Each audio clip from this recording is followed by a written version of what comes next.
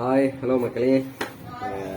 நேற்று வந்து நம்ம வீட்டுக்கு வந்து மீன் வாங்கணும் அப்படின்னு சொல்லிட்டு ஃபிஷ்ஷிங் ஹார்பர் போயிருந்தேன்.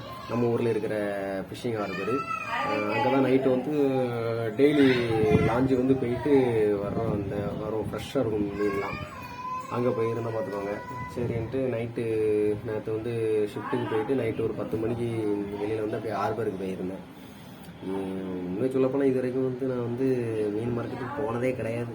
ஹார்பருக்கு நான் போனதே கிடையாது. ஏலம் ஒரு இடத்துக்கு நான் போனதே கிடையாது. அந்த இடத்துக்கு போயிருக்கேன், ஆனால் மீன் வாங்கினது கிடையாது. எப்படி ஏலங்கன்னு தெரியாது.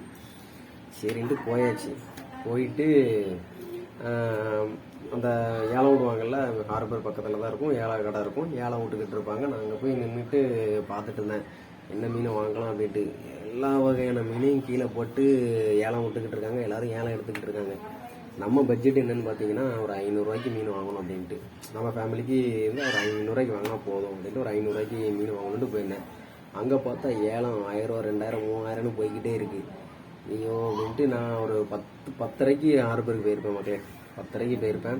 ஒரு 11:30, 12 மணி வரைக்கும் நான் அங்கே தான் நின்றுட்டே இருந்தேன். எனக்கு கடைசி மீன் வாங்க மாட்டோமோ, வீட்டுக்கு போனால் செருப்படிக்கணும் போல அப்படின்னு நினச்சிட்டு நானும் அப்படியே பார்த்துக்கிட்டே இருக்கேன். ஐயோ மீன் வாங்க எல்லாம் அப்படியே காலி ஆகிட்டே இருக்குது.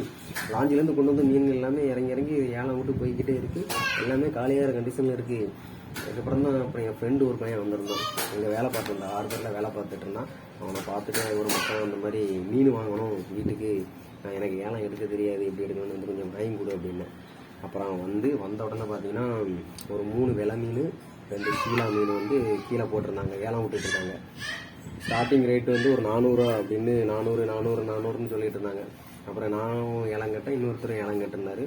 நமக்கு ஃபைனலாக ஒரு 560 ரூபான்ட்டு நமக்கு ஏலம் வந்து நமக்கிட்ட இருந்துச்சு. கையில் 500 ரூபா தான் இருக்குதுன்ட்டு 500 ரூபாய்க்கு கொடுத்துட்டு அந்த மீனை வாங்கிட்டு வந்தாச்சு. சரின்ட்டு வீட்டில் மீனை கட் பண்ணுறதுக்கு அருவாமனை இல்லை அப்படின்ட்டாங்க.